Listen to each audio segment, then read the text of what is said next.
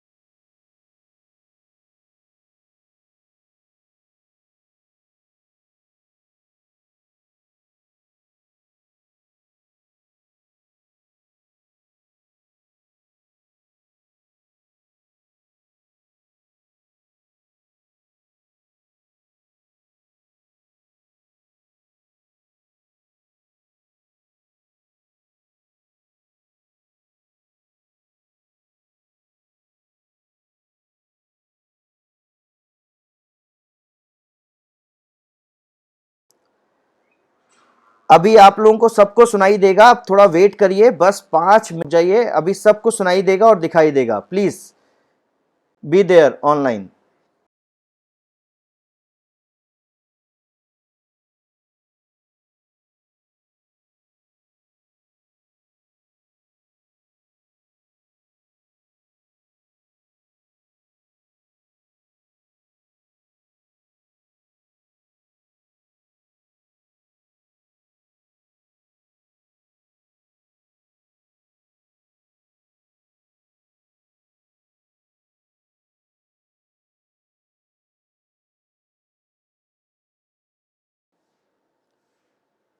अभी आप लोगों को सबको सुनाई देगा, आप वेट करिए। मैंने ही म्यूट कर रखा है यहाँ से, इसलिए आप लोगों को सुनाई नहीं दे रहा है, तो इसलिए आप वेट करिए 2 मिनट 5 मिनट, अभी सबको सुनाई देगा सबको। प्लीज।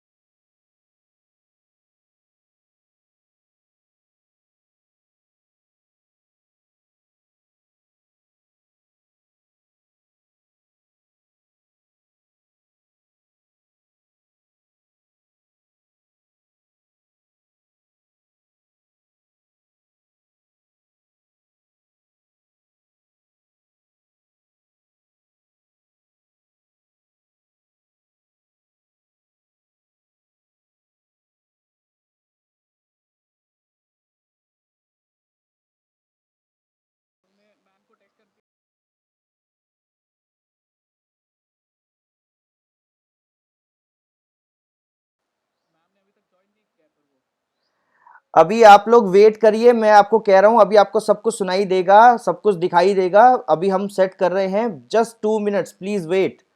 इसलिए आपको सुनाई कुछ नहीं दे रहा है, क्योंकि मैं यहां से म्यूट कर दे रहा हूं, इसलिए वेट करिए थोड़ा।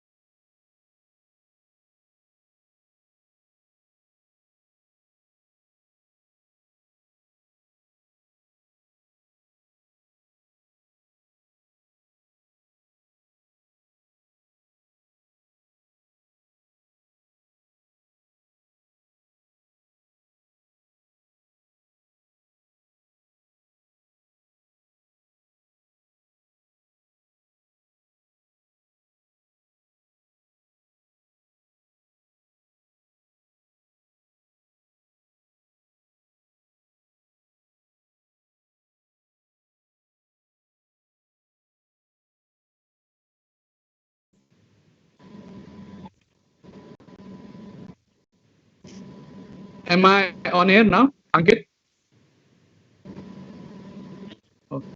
Uh, Good afternoon, all of you. I, Ullas Gondri, Head of the Department of Forensic Science, warmly welcome Honorable Guest Shri Maithili Sharan Gupta, Director General of Police, Police Reforms, Madhya Pradesh, Dean, School of Liberal Arts and Sciences, Modi University, Dr. Uma Bhardwaj, all the heads of the department under School of Liberal Arts and Sciences, Modi University, and all the participants interactive webinar on internship for crime-free job and services Atma Samarth Bharat under auspices of Police Reforms Madhya Pradesh. Good afternoon, all of you.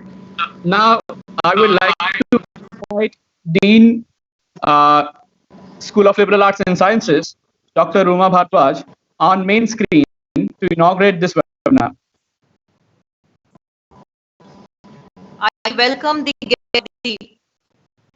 webinar engineer Maithili Sharan Gupta ji, who is an IPS officer and presently he is a Director General of Police Special Reforms Madhya Pradesh. I was amazed when I came to know that he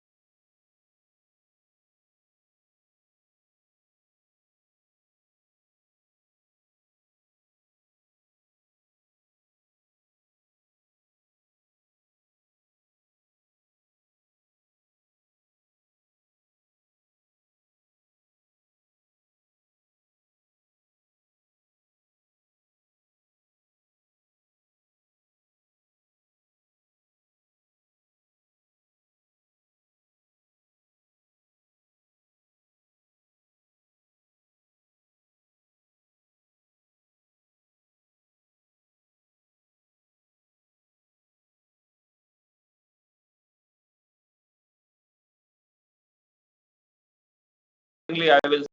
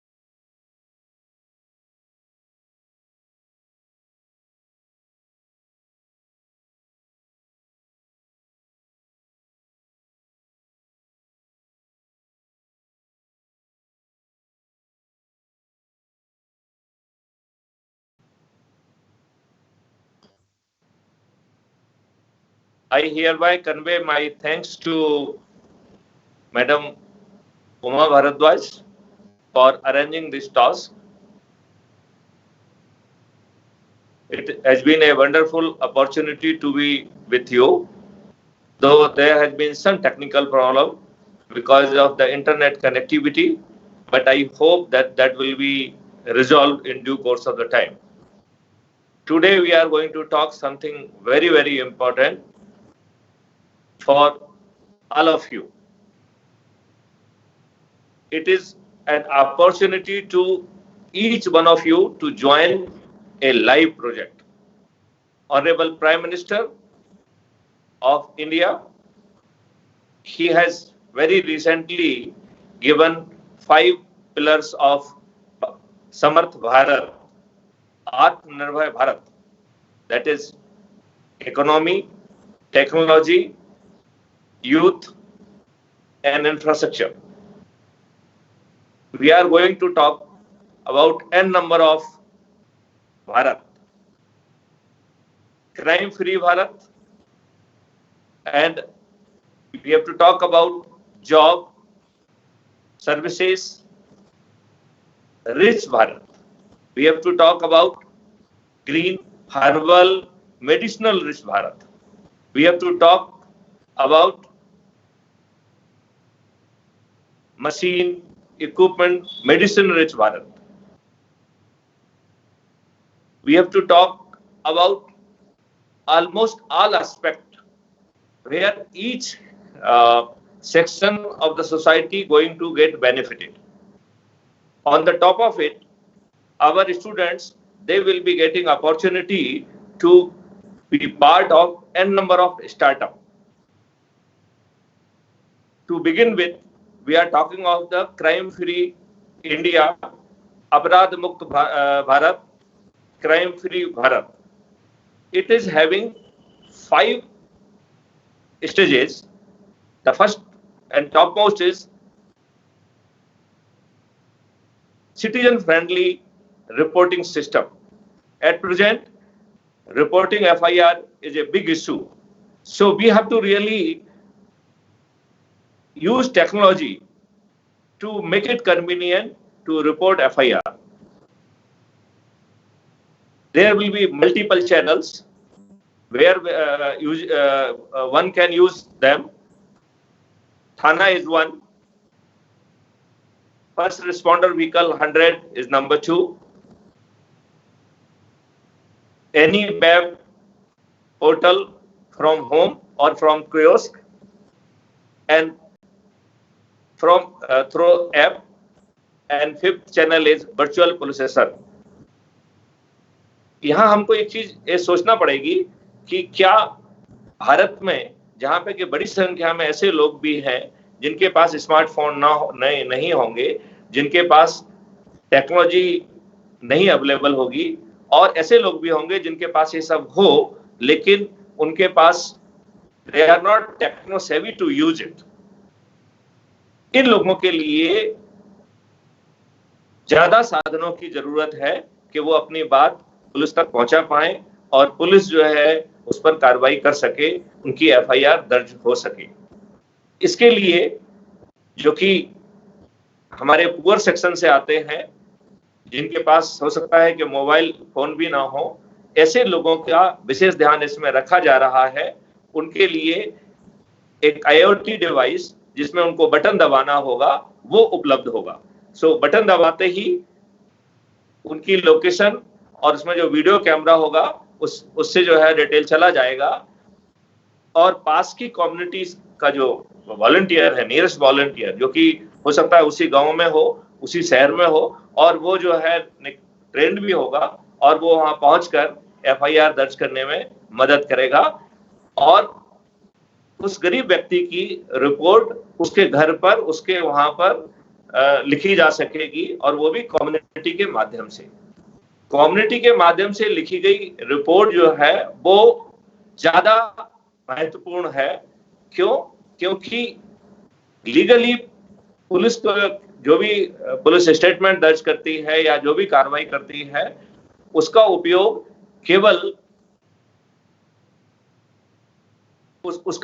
केवल contradiction के लिए किया जा सकता है. Police को दिया गया स्टेटमेंट केवल कॉन्ट्राडिक्शन के लिए यूज किया जा सकता है. इसी प्रकार जो आपका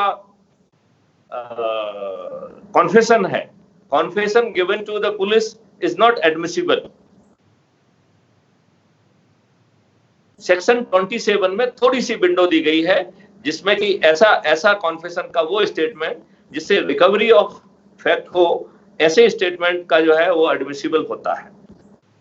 तो पहले चरण के तहत चाहे वो गरीब व्यक्ति हो, उसके पास स्मार्टफोन हो या ना हो,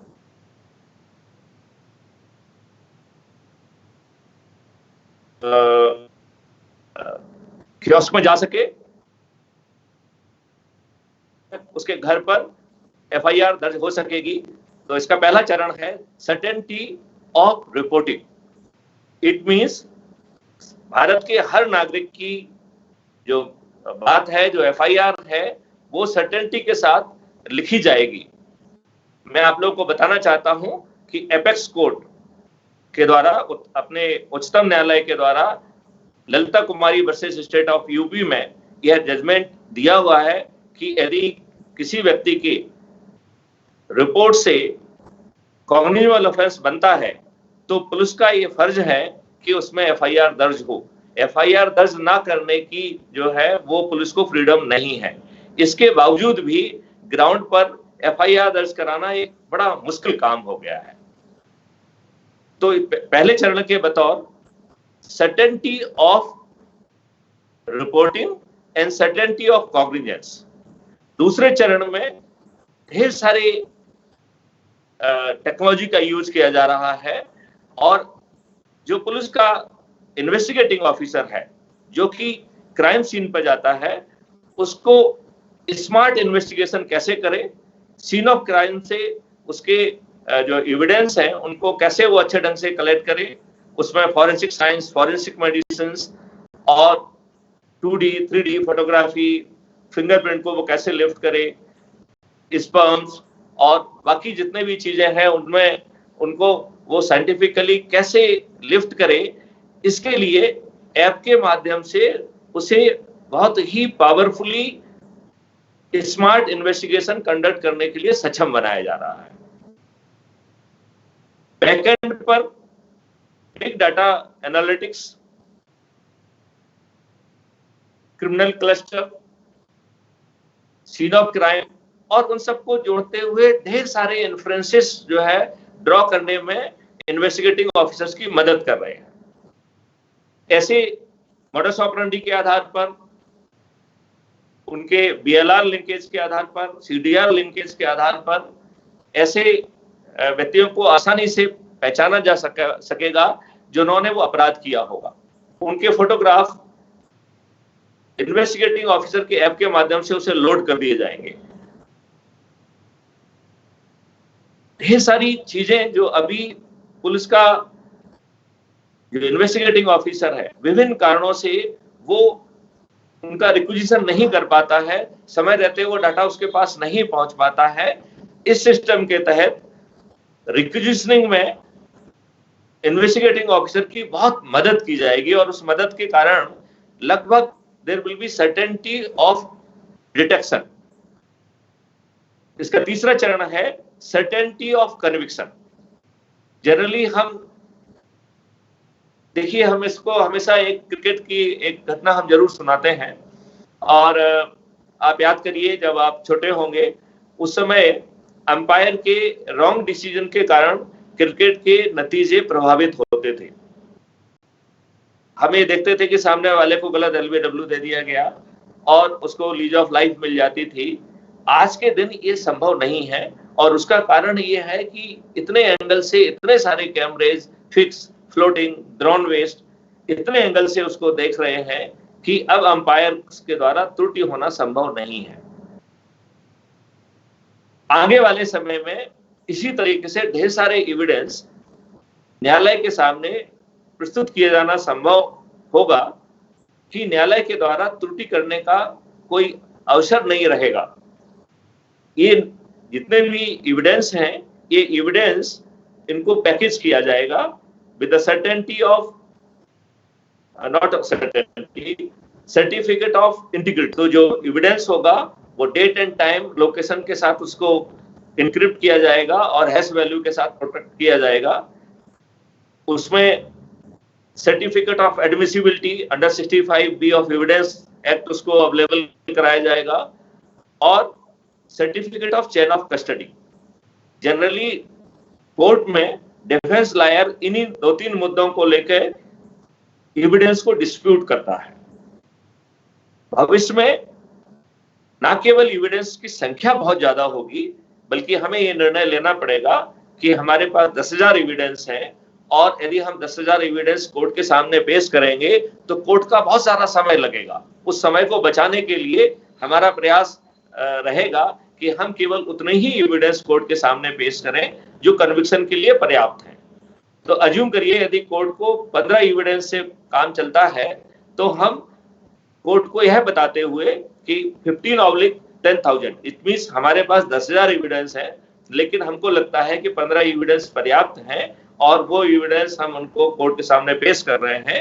यदि कोर्ट को ऐसा लगता है कि वो एविडेंस 15 उसके लिए पर्याप्त नहीं हो रहे हैं तो कोर्ट कारण बताते हुए यदि बटन दबाएगा तो हम नेक्स्ट सेट ऑफ 15 एविडेंस उस कोर्ट को भेज सकेंगे। आप ये बात आसानी से अंदाज लगा सकते हैं, जब इतने सारे एविडेंस होंगे तो न्यायालय को सही निर्णय लेने में कोई त्रुटि नहीं होगी और conviction will become a certainty. So इस पूरे जो है क्राइम फ्री इंडिया का जो आधारशिला है उसका तीसरा चरण है सर्टेनिटी ऑफ कन्विक्शन। इसका चौथा चरण है सर्टेनिटी ऑफ प्रिवेंशन। हम और आप बचपन से देखते आए हैं फिल्मों में और सब जगह कि जब सब कुछ खत्म हो जाता है तो पुलिस लास्ट में पहुंचती है, अपराधी को गिरफ्तार कर लेती है और जो भी करती है, लेकिन पुलिस लास्ट में पहुंचती है। I would like to tell you, आने वाले समय में ऐसा नहीं होगा। डाटा के एनालिटिक्स के द्वारा हम पुलिस का प्रिवेंटिव डिप्लॉयमेंट कर पाएंगे। हमारी पुलिस समय के पहले वहां पहुंच सकेगी और अपराध होने के पहले उसे रोक सकेगी। अब एक प्रश्न आप हमसे ये पूछ सकते हैं कि क्या इतनी पुलिस है कि सभी जगह पर पुलिस पहले से पहुंच सकेगी? तो मैं आपको ये बताना चाहूंगा कि ढेर सारे कम्युनिटी वॉलंटियर्स, देखा जाए तो हर सेक्शंस के कम्युनिटी वॉलंटियर्स इस सिस्टम से जुड़े हुए होंगे। हम में से आप सब किसी न किसी तरीके से अपनी सुरक्षा के प्रति जिम्मेवार हैं। तो या तो हम लोग as a volunteer, as a observer और एज ए स्टेक होल्डर कहीं ना कहीं इस सिस्टम से जुड़े होंगे, और जो वॉलंटियर्स होंगे उनको इस बात के लिए ट्रेनिंग दी जाएगी और वो ट्रेनिंग के तहत जो है उस जगह को फिल कर पाएंगे जहां पुलिस उपलब्ध नहीं है, तो ये वॉलंटियर्स वहां पे प्री डिप्लॉय हो सकेंगे। इसका मतलब ये है कि ना केवल जहां पुलिस है वहां अपराधों को रोक पाएंगे, बल्कि वहां पे भी हम अपराधों को रोक पाएंगे जहां पर कि पुलिस नहीं है। कहने का तात्पर्य यह है कि there will be certainty of prevention. हम अपनी यात्रा मात्र यहाँ पे नहीं रोक रहे हैं, और हम आपको ये भी बताना चाहते हैं कि बहुत सारे ऑफेंसेस में प्रिपरेशन इज ए क्राइम। जैसे प्रिपरेशन ऑफ डकैती इज ए क्राइम, तो जहां प्रिपरेशन क्राइम है वहां हम पहुंच के उस क्रिमिनल को या उस क्रिमिनल्स के समूह को हम उस धाराओं में प्रिपरेशन के जो ऑफेंस है, स्पेसिफिक ऑफेंस है, उसमें उनके विरुद्ध कार्रवाई कर पाएंगे। और जहां पर स्पेसिफिक ऑफेंस अवेलेबल नहीं है वहां पे हम प्रिवेंटिव सेक्शन के तहत कार्रवाई कर पाएंगे। तो यदि हम देखें 1 से 4थे चरण तक पहुंचते पहुंचते हमने अपराधों को लगभग रोक लिया है, लेकिन हमारी यात्रा अभी खत्म नहीं होती है, क्योंकि यदि अपराधी रहेंगे और यदि अपराधियों का जीवन और जीविकोपार्जन के लिए यदि अपराध करने के अलावा उनके पास कोई विकल्प नहीं है, तो वो सभी रिस्क उठाते हुए भी अपने पेट के खातिर अपराध करेंगे। हमारे पास चूंकि अपराधियों का, सस्पेक्ट्स का, उनके एसोसिएट्स का और ऐसे लोग जिनका की क्रिमिनल प्रोपेंसिटी है, ऐसे लोगों को की पहचान करने का पूरा सिस्टम है, तो हम उनके अपराध करने का इंतजार क्यों करेंगे? हम उनको पहले से, हमारे वॉलंटियर्स वहां पहुंचेंगे और क्रिमिनल्स को उनके स्किल सेट के आधार पर किसी न किसी उपयोगी इकोनॉमिक एक्टिविटी में लगाएंगे, जिससे कि वो एक अच्छे नागरिक के बतौर जीवन यापन कर सकें। जब हम इस 5वें चरण पे बात कर रहे थे, तो इस 5वें चरण के बारे में देखा जाए कि यदि अपराधी ही जमीन से गायब हो गए तो अपराध कौन करेगा? आपने सुना होगा अभी भी कुछ ऐसे गांव हैं जहां पर कि ताला नहीं लगाया जाता है, क्योंकि वहां के लोग आपराधिक घटनाओं में संलिप्त नहीं होते हैं, उनकी आपराधिक प्रवृत्ति नहीं है। वैसी ही स्थिति लगभग पूरे भारत में होना संभव होगी, क्योंकि जो क्रिमिनल्स हैं उनको पहचान करके सार्थक ढंग से पहले से जोड़ दिया जाएगा, और अपराध करना इन किसी भी परिस्थिति में उनके लिए एक विकल्प नहीं होगा। तो चूंकि अपराध करना एक विकल्प नहीं है, लिहाजा वो निश्चित तौर पर जो है एक अच्छे नागरिक बने रहना चाहेंगे, और जब उनके साथ में उनको एक अच्छी इकोनॉमिक एक्टिविटी से जुड़ने का उनको हक है, तो वो जो है उनको कोई कारण नहीं है कि वो अपराध करें, पकड़े जाएं, सजा हो और जेल जाएं विद सर्टेनिटी। उससे बेहतर है कि वो जो है एक अच्छे नागरिक के बतौर अपने आप को स्थापित करें। So crime, commission of crime will not be an option, and that's how we will be achieving crime free India. जब हम इस 5वें चरण पे काम कर रहे थे, तो ये सवाल उठा कि अपराधियों के बारे में इतना चिंतन क्यों, और ऐसे अच्छे लोगों का क्या जो कि अच्छे हैं, भले हैं, क्या अपराध कर दिया है कि हम उनको स्थापित ना करें, उनको अच्छा साधन ना दें। जब इस विषय पर चिंतन हम कर रहे थे तब बहुत सारी चीजें दिमाग में आई और सबसे महत्वपूर्ण बात उसमें फिर ये आई कि हम केवल अपराध मुक्त भारत की बात नहीं करेंगे, हम केवल क्राइम फ्री भारत की बात नहीं करेंगे, बल्कि हमें बहुत सारे भारत की बात करना होगी। तो हमने 10 विभिन्न भारतों की जो है की कल्पना की है और इस कल्पना के तहत ही जो है ये बृहद इंटर्नशिप को जो है सजाया गया है, जिसको हम थोड़ा सा खोलेंगे।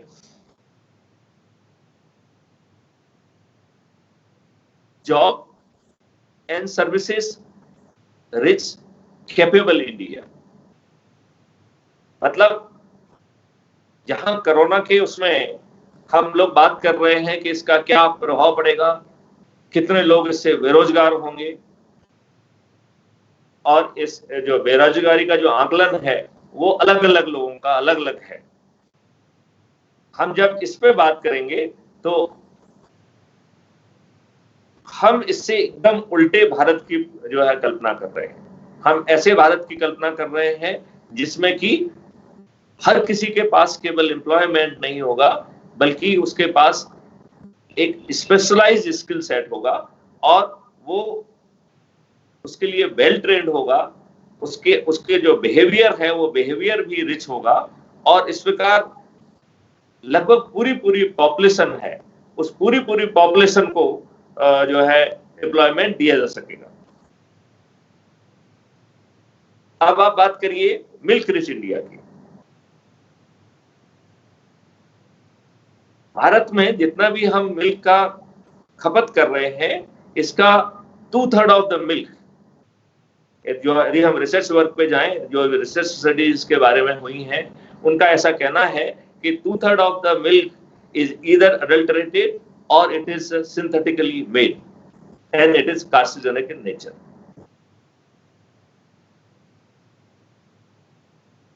तो क्या इससे ये नहीं लगता है कि हम सभी लोग एकदम एक नेगेटिव लूप में हैं इस समय? यदि हम देखें, दूध वाला अपनी गाय को, भैंसों को इंजेक्शन लगा रहा है, उसमें उसको अडल्टरेट कर रहा है। यदि हम उसके एक्सट्रीम पे चले जाएं तो सिंथेटिक मिल्क का निर्माण किया जा रहा है, सिंथेटिक घी का निर्माण किया जा रहा है। यदि हम वेजिटेबल के उसमें जाएं तो आपको मालूम है कि वेजिटेबल्स को भी रंगा जा रहा है, उसमें भी इंजेक्शन लगाए जा रहे हैं। यदि हम फलों के उसमें जाएं तो फलों को कार्बाइड से पकाया जा रहा है, फलों को मीठा करने के लिए उसमें सैक्रिन के इंजेक्शंस लगाए जा रहे हैं। अब यदि हम इस पे आए, फार्मर्स के ऊपर आए, तो हम जिस मिट्टी की सुगंध खाते हैं और कहते हैं कि उसमें से जो है खुशबू आती है और उसको हम अपने बालों में लगा के शैम्पू की आवश्यकता महसूस नहीं करते थे, जिसको हम उस मिट्टी को से हाथ धोते थे, साबुन की बजाय हमें मिट्टी से हाथ धोने पे वही लाभ मिलता था जो कि साबुन से मिलता था, तो हम राख से या मिट्टी से हाथ धोते थे। आज हमारी उस मिट्टी की हालत इतनी हो गई है कि उसमें इतना केमिकल है कि यदि हम उससे अपने बाल धो देंगे तो बाल झड़ जाएंगे। अब आप बाकी जो है ना फूड प्रोडक्ट पे आ जाइए, उसमें मिलावट पे आ जाइए। कहने का तात्पर्य यह है कि हम सब लोग थोड़े से स्वार्थ के लिए एक नेगेटिव लूप में लगे हुए हैं। हमारी जितनी भी इकोनॉमिक एक्टिविटी है, जितनी भी एक्टिविटी है, छोटे से लाभ के लिए हम जो है कुछ ना कुछ नेगेटिव काम कर रहे हैं। देखिए, डॉक्टर जो है एक भगवान का स्वरूप हम मानते हैं। वो डॉक्टर, उसकी जो भी मजबूरियां हो, स्लाइटेस्ट प्रोवोकेशन पे वो हमको एंटीबायोटिक दे देता है। आपको खांसी आती है, वो आपको एंटीबायोटिक दे देता है।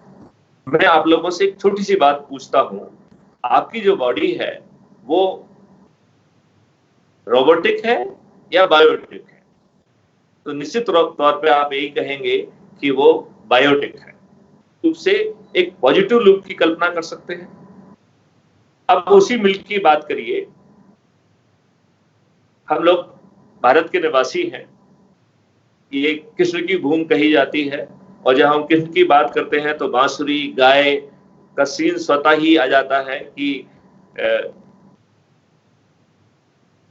राधिका और बाकी गोपियां, कृष्ण, बांसुरी, गाय, एक चित्र सामने जो है ना उभर के सामने आता है। क्या हम उसी सीन को पुनः निर्मित नहीं कर सकते?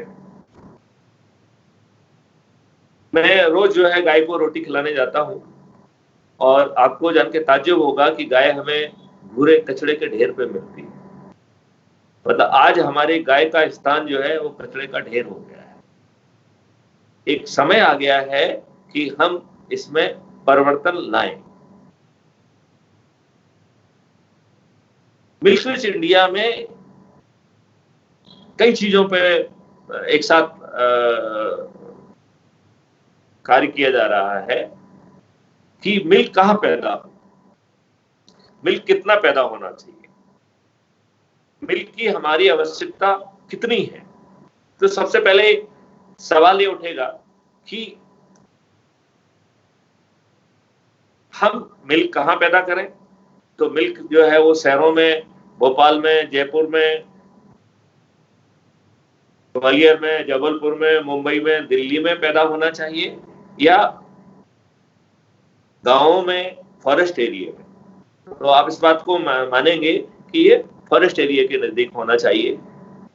इसको हम ट्राइबल के, आदिवासियों के एम्पावरमेंट के लिए भी यूज कर सकते हैं।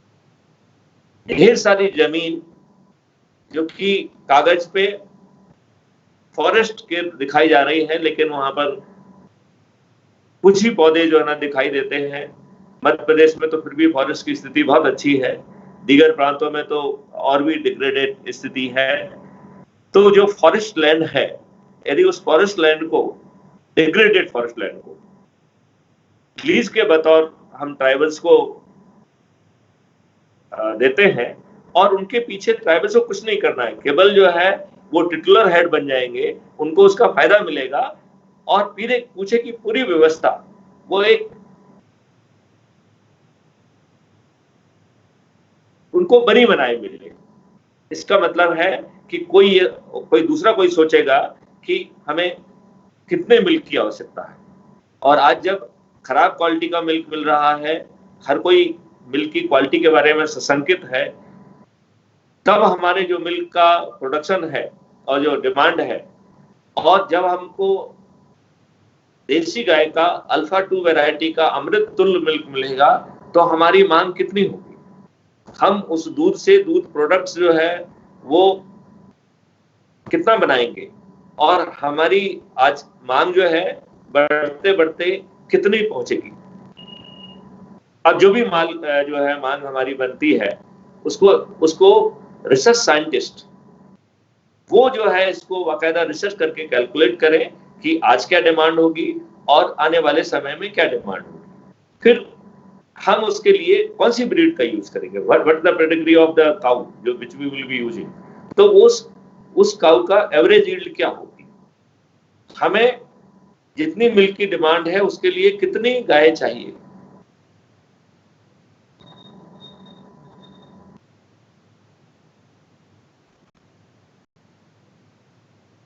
तो हमें उतनी गायों की व्यवस्था करनी होगी। हमें उसके स्पर्म बैंक, हमें उसके आर्टिफिशियल इंसेमिनेशन, वो गाय फेज मैनर में कितने समय में उपलब्ध हो पाएंगी, बात करते हैं दायित्व की जरूरत नहीं करेंगे। आपने देखा है कि गाय के प्रत्येक घंटे में कोई ना कोई देवता निवास करते हैं, और जब जो है इसमें जो please switch off your microphone, या सो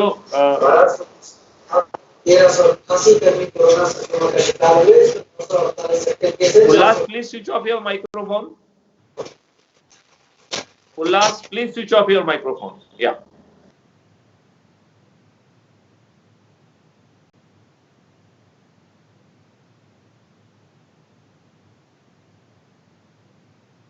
एक मिनट।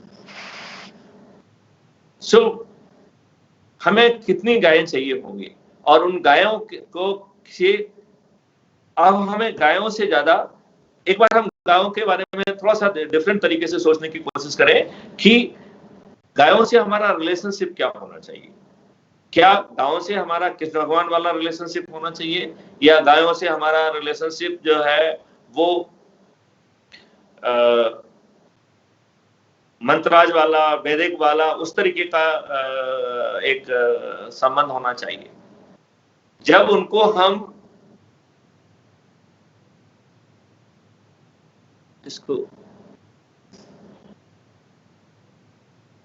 इसको जरा पेवट करो जरा बीच में मेरा उल्लास।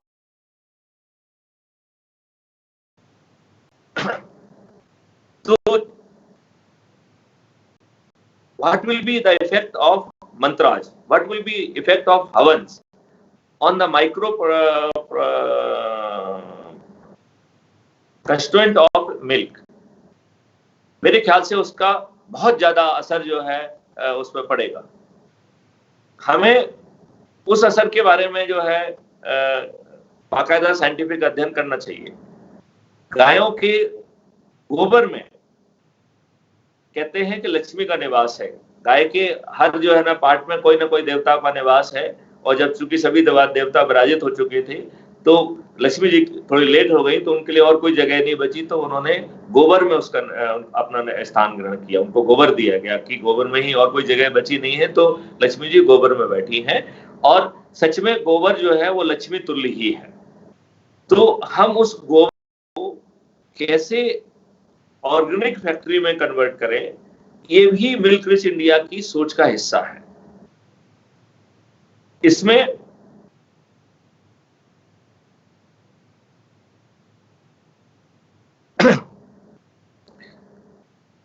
अब आप गोबर को की कल्पना करिए, आप फॉरेस्ट एरिया में बैठे हैं तो साथ में पत्तियां, फॉरेस्ट का जो है रेसिड्यूज, काऊ मूत्र, अर्थवर्म, और on the top of it यदि हम उसमें माइक्रोब्स मिला देते हैं, तो हम आपको बताना चाहेंगे कि अब ढेर सारे ऐसे माइक्रोब्स आ गए हैं जिनमें इतनी क्षमता है कि वो फ्री एयर से वो सभी माइक्रो न्यूट्रिएंट्स जो है उनको एब्जॉर्ब कर सकते हैं और सॉइल को बहुत ज्यादा उपजाऊ बना सकते हैं। अब आप कल्पना करिए कि हमारा फोकस मिल्क रिच इंडिया में मिल्क और मिल्क के प्रोडक्ट और उनके प्रोसेस्ड फूड आइटम्स को से के अलावा हमारा ध्यान गोबर और ऑर्गेनिक फर्टिलाइजर और हमें कहेंगे कि ऑर्गेनिक मैन्योर फैक्ट्री, यदि उस पर जाए, और milk rich India should become backbone for green, organic और न्यूट्रिशियस इंडिया। अब आप ये इसमें बहुत सारे जो है स्टार्टअप अकेले इसके अराउंड जो है ना हो सकते हैं। मिल्क को जो है गाय को प्रोवाइड करने के लिए जो स्टार्टअप्स हैं, वहां पर जो हमको इक्विपमेंट और मशीनरी चाहिए, छोटे छोटे टूल्स चाहिए, उनके लिए दूसरा स्टार्टअप हो सकता है जो उनको उस चीज का सपोर्ट जाके देगा। और हम केवल अकेले सपोर्ट की बात नहीं करेंगे, बट सपोर्ट की क्वालिटी के बारे में भी बात कर सकते हैं। जो स्टार्टअप का जो व्यक्ति जो वहां पहुंच रहा है उसका व्यवहार कैसा है, हम उस और वो किस तरीके से सेवा दे रहा है, उसकी क्या क्वालिटी पड़ रही है, हम इन छोटी छोटी बातों पर भी बहुत ज्यादा जो है ना ध्यान से फर्क डाल सकते हैं। और जहां एको जो है फिर से भारतवर्ष में दूध की नदियां बहने वाली स्थिति बनेगी, वहां साथ में ही ढेर सारा जो है एम्प्लॉयमेंट जनरेट होगा और ट्राइबल्स का और आदिवासियों का ढेर सारा जो है एम्पावरमेंट। अब मिल्क रिच इंडिया से हम ग्रीन, ऑर्गेनिक, न्यूट्रिशियस और फ्रूट रिच इंडिया की बात करें। आपके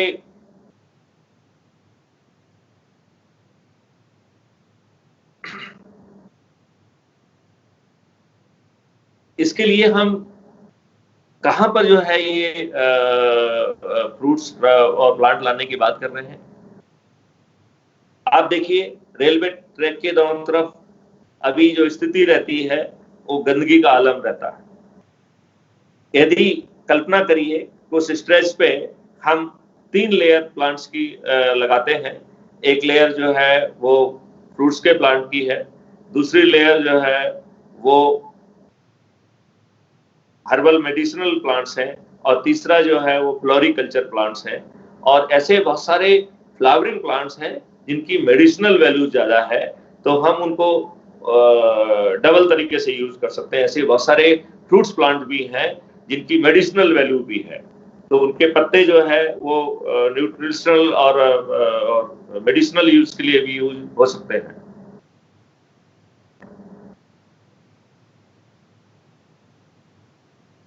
अब आप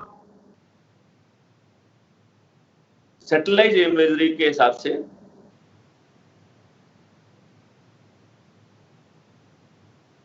अब आप सैटेलाइट इमेजरी के हिसाब से along railway track, along national highway, state highway, rural roads, water channels, rivers, हम इनके सहारे की जो लैंड है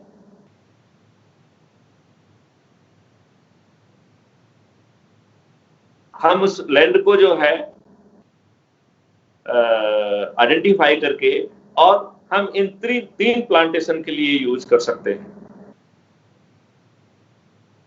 fruit plantation, herbal medicinal plantation and floriculture.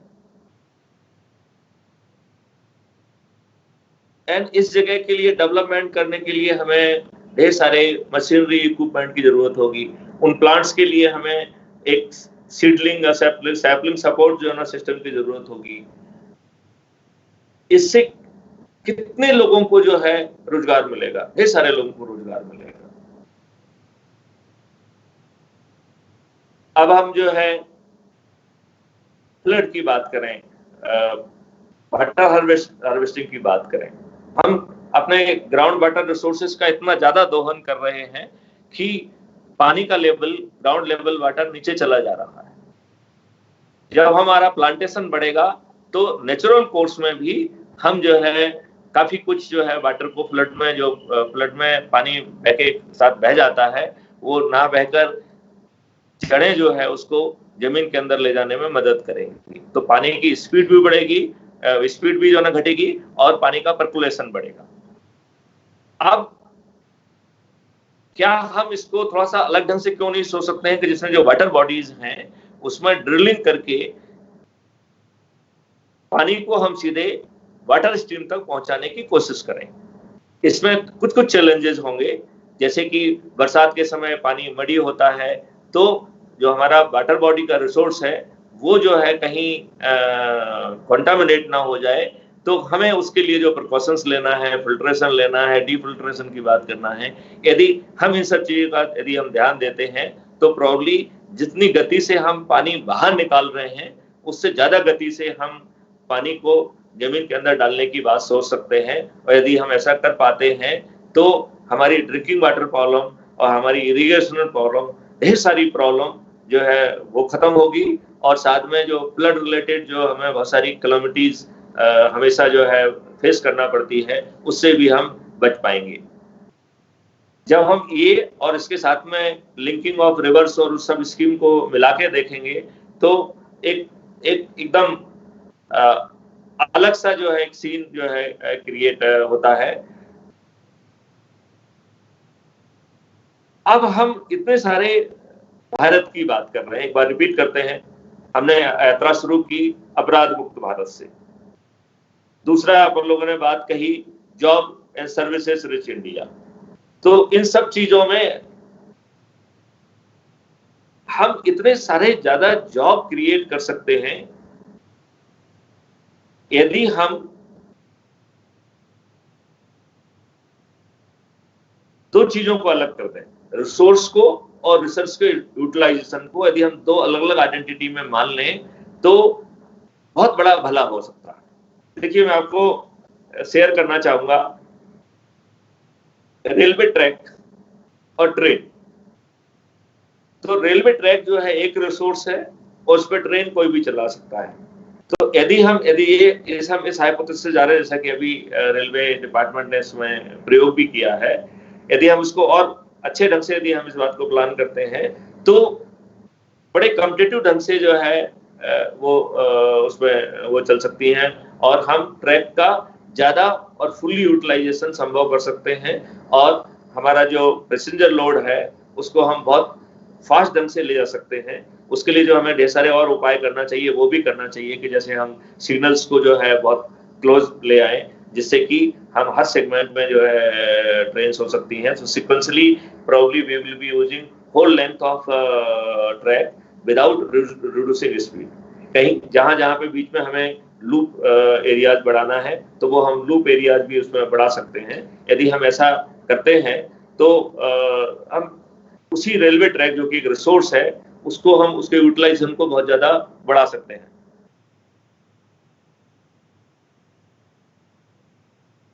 अब हम जो है इलेक्ट्रिसिटी ग्रिड की बात करें। इलेक्ट्रिसिटी ग्रिड एक रिसोर्स हो गई है। इलेक्ट्रिसिटी कहीं से भी पैदा हो, चाहे थर्मल इलेक्ट्रिसिटी हो, चाहे हाइडल इलेक्ट्रिसिटी हो, चाहे सोलर इलेक्ट्रिसिटी हो, चाहे विंड इलेक्ट्रिसिटी हो, कोई भी इलेक्ट्रिसिटी है वो उसमें लोड करके जा सकती है। यदि हम माध्यम को और जिस चीज को हम लोड कर रहे हैं यदि हम उसको दोनों को अलग अलग तरीके से यदि हम देखना चालू करें तो एक जॉब क्रिएशन का एक दूसरा एक फंडा समझ में आएगा।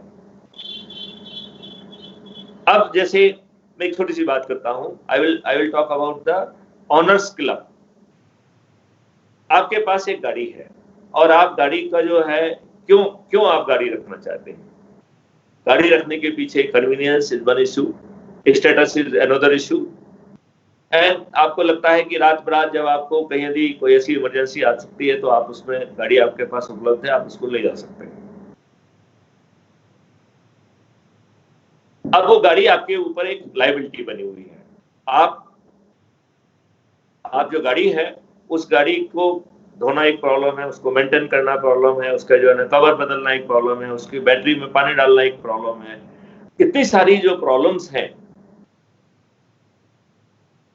यदि वही गाड़ी आपके लिए आय का साधन बने और आपने बटन दबाया अपने ऐप में, वो गाड़ी 2 मिनट से 3 मिनट के या 5 मिनट के अंदर आपके गेट पे खड़ी हुई है, प्रॉपरली मेंटेन्ड है, उसके आपके मेंटेनेंस का आपको ध्यान नहीं देना है, उसमें जो है ना कवर्स साफ सुथरे लगे हुए हैं, ड्राइवर्स आपको जो है ना आके सैल्यूट कर रहा है और आपको जो है ना कह रहा है कि you are member of the honours club and I am grateful to you that you have provided me opportunity of the employment and probably offers you a bud of flower also. तो आपको उससे उतना ही लाभ मिल रहा है जितना कि आप गाड़ी को अपने यहाँ रखते, और उसके साथ में वो गाड़ी आपके लिए कुछ आय का जरिया भी बन रही है।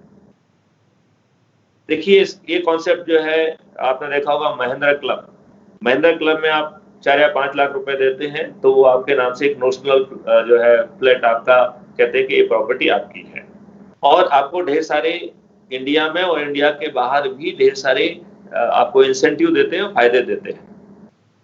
अब आप ओयो के देखिए, ऑन योर ओन, एक बड़े यंग लड़के ने जो है ना इसको चालू किया है, Ritesh Agarwal, I think hardly 26 year or सो।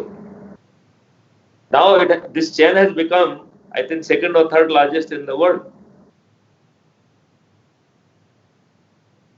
उन्होंने क्या किया? उसमें आपका रिसोर्स है, उसने उसमें गारंटी दी कि ये चीजें मिनिमम जो है ना आपको अवेलेबल रहेगी, और वो एकदम होटल अकोमोडेशन की अवेलेबिलिटी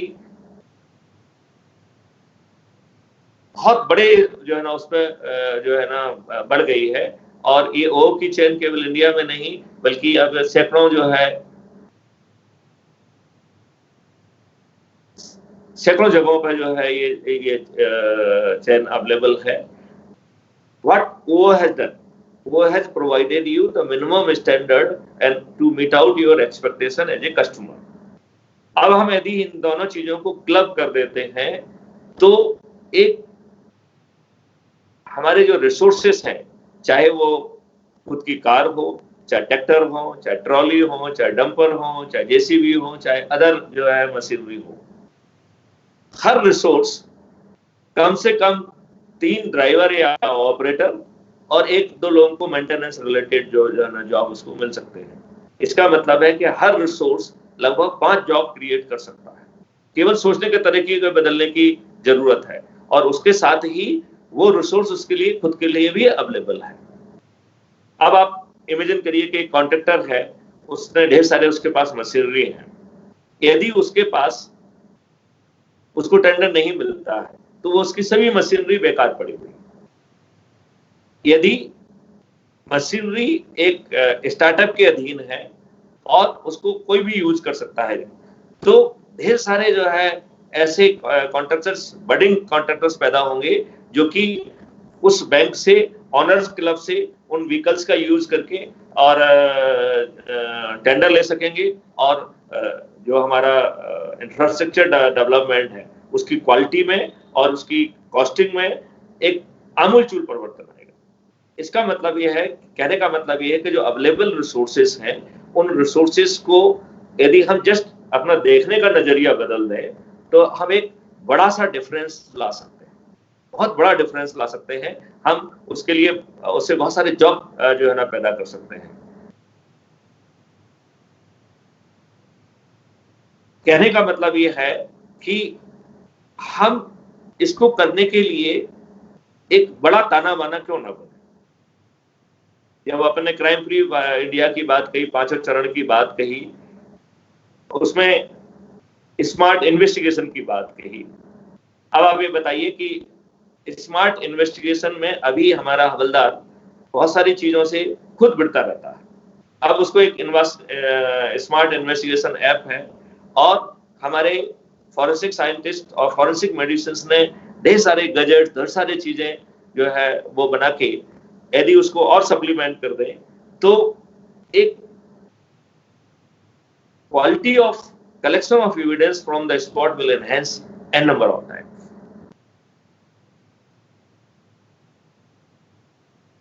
आपने देखा होगा कि जो सीन से हम चीजें कलेक्ट करके ले जाते हैं और लेबोरेटरीज में जाते जाते कई बार वो थाने में पड़ी रहती हैं और थाने से जब तक वो फॉरेंसिक एफएसएल लेबोरेटरी में पहुंचती हैं उनमें से अधिकांश सैंपल तो अनुपयोगी हो जाते हैं। हम एक chain of custody QR protected, एक जिसका कि ऑलरेडी सॉफ्टवेयर रेडी है, उससे हम कोरियर व्यवस्था का यूज करते हुए सीधे सीन ऑफ क्राइम से वो चीजें टेस्टिंग लेबोरेटरी पहुंच सकती हैं और उसके लिए पुलिस के उपयोग करने की जरूरत नहीं है और सिस्टम खुद जो है उसकी चेन ऑफ कस्टडी का प्रूफ और सर्टिफिकेट ना केवल पैदा करेगा बल्कि उसके एविडेंस के साथ उसको अटैच करेगा।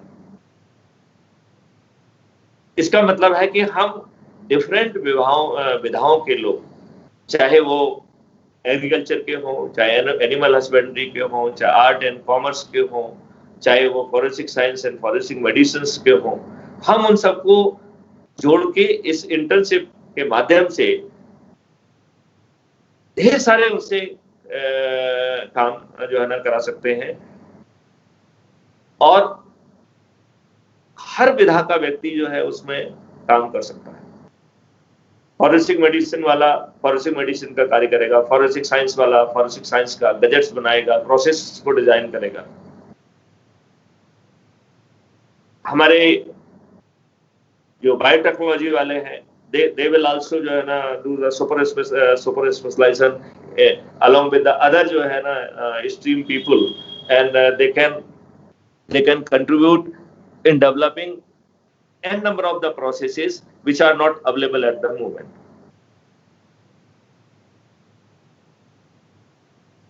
हम जो है जो मैनेजमेंट के स्टूडेंट्स हैं उनका यूज कर सकते हैं डिफरेंट स्टार्टअप्स के लिए प्रोजेक्ट रिपोर्ट्स बनाने के लिए हम सीए, कॉमर्स, इनके स्टूडेंट इनका यूज कर सकते हैं।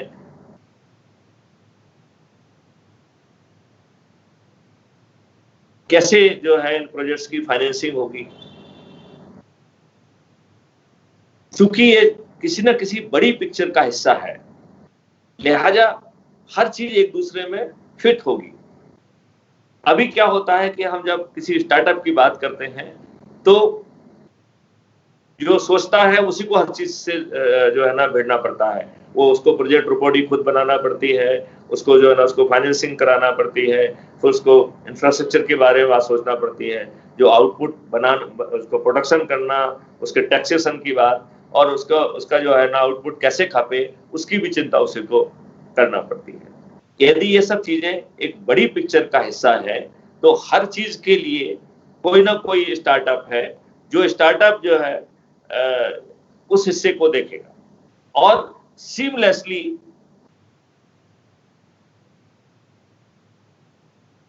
डिमांड और सप्लाई के हिसाब से automatically things will be generated and then they will reach to the other person, to other startup, and finally it will reach to the end consumer in a very जो है ना proper way। उसकी जो quality, उसकी exact वही quantity जितना चाहिए वो उसके पास वहां पे पहुंच जाएगी। इस तरीके का एक बृहद पिक्चर के तहत जो है ना कार्रवाई की जाना संभव होगी। अभी जो इंटर्नशिप ऑफर की जा रही है, this internship is offer to all branches. उसको बाधा नहीं गया है। शुरू में चूंकि हम ढेर सारे एप्स बना रहे थे, ढेर सारे पोर्टल्स बना रहे थे, ढेर सारी चीजें बना रहे थे जो कि अभी काफी कुछ बन चुकी हैं, और तो उस समय जो है हमारा ज्यादा ध्यान जो है वो कंप्यूटर साइंस और उससे सॉफ्टवेयर से रिलेटेड चीजों पे ज्यादा जो है ध्यान था, क्योंकि उस समय हम जो है ना 21 टेक्नोलॉजीज का यूज करके अपराध मुक्त भारत की बात कर रहे थे। अब हमने ये महसूस किया कि एक डिसिप्लिन से काम नहीं चलेगा, क्योंकि हमें वो सब छोटी छोटी चीजों को फिल करना है, हमें वो सब छोटी छोटी चीजों को बनाना है जो कि केवल सॉफ्टवेयर नहीं होंगी बल्कि हार्डवेयर होंगी। हमें बहुत सारी चीजों का सर्वे करना पड़ेगा, बहुत सारी चीजों के जो है ना प्रोजेक्ट बनाना होंगे, हमें बहुत सारी चीजों के लिए जो है उनका बेसिकली उनकी निस नीड को कैलकुलेट करना होगा। इसके लिए हमें हर उसका व्यक्ति चाहिए। जैसे फॉर एग्जांपल कुछ समय पहले माननीय प्रधानमंत्री जी ने ये बात कही थी कि हमें छुट्टियों के समय स्कूल के बच्चों के जो लेबोरेटरीज में जो उनके पास टेस्ट ट्यूब्स हैं और ढेर सारे केमिकल्स हैं, उससे हम सॉइल की टेस्टिंग का काम कर सकते हैं। तो ये सॉइल की टेस्टिंग, पानी दो बेटे, तो ये सॉइल की टेस्टिंग जो है ढेर सारे बच्चे कर सकते हैं। अब इसको यदि हम पूरे इंटीग्रेटेड फॉर्मेट में कहें कि लैंड का हर पीस आइडेंटिफाइड है, बच्चे जो है ना दे आर अलॉटेड है, बच्चे जो है सैंपल ले रहे हैं, टेस्ट कर रहे हैं, और टेस्ट जाके डाटाबेस में बैठ रहा है, जिसको कोई दूसरा यूज कर रहा है। तो जिसको जो है उसमें ऑर्गेनिक फर्टिलाइजर की बात करना है वो ऑर्गेनिक फर्टिलाइजर के हिसाब से देखेगा, जिसको सीड्स का अरेंजमेंट करना है वो सीड्स के हिसाब से देखेगा, जिसको टिलिंग की व्यवस्था करना है वो ट्रैक्टर ट्रॉली और उसके हिसाब से करेगा, जो हार्वेस्टिंग की व्यवस्था करना है वो हार्वेस्टिंग की व्यवस्था करेगा। तो हम जो है पूरे चीज को जो कि काफी स्कैटर्ड है, काफी फ्रेगमेंटेड है, काफी फैली हुई है और आपस में जो है ना डिसजॉइंटेड सी दिख रही है, वो एक बड़ी पिक्चर का हिस्सा है जो एक दूसरे से जब फिट इन करेगी तो एक बड़ी पिक्चर जो है ना पैदा होगी, जिसमें कि जो माननीय प्रधानमंत्री जी ने कहा है कि हम 5 ट्रिलियन इकोनॉमी में पहुंचेंगे। मुझे लगता है कि हम बड़ी आसानी से 5 ट्रिलियन इकोनॉमी में पहुंच सकते हैं जब हमारे सभी रिसोर्सेस यूज हो रहे हैं। यदि हम लैंड का हर पीस जो कि यूज हो सकता है उसको आइडेंटिफाई करके, उसको डेवलप करके और उसमें न्यूट्रिशियस प्लांट्स, हर्बी प्लांट्स और फ्लोरिकल्चर जहाँ खेत है वहां पे हम उनसे फसल पैदा कर रहे हैं। ये सब हम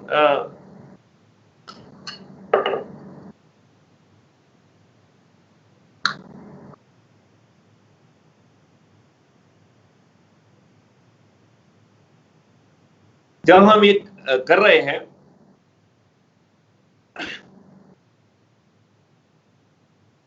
तो एक हॉलिस्टिक और ओवरऑल पिक्चर जो है उसमें से बन के सामने आना चाहिए।